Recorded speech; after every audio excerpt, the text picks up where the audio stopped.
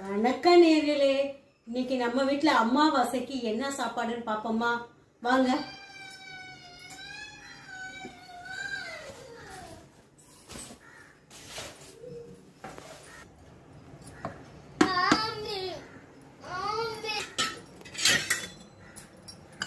சாம்பார்,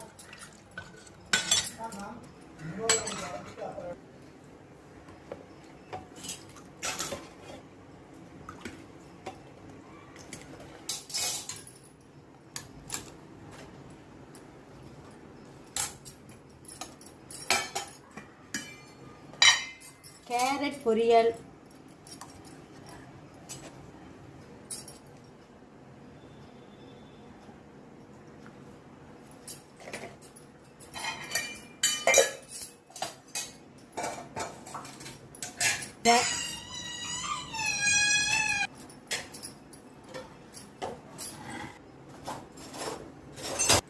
ரவை பாயாசம்,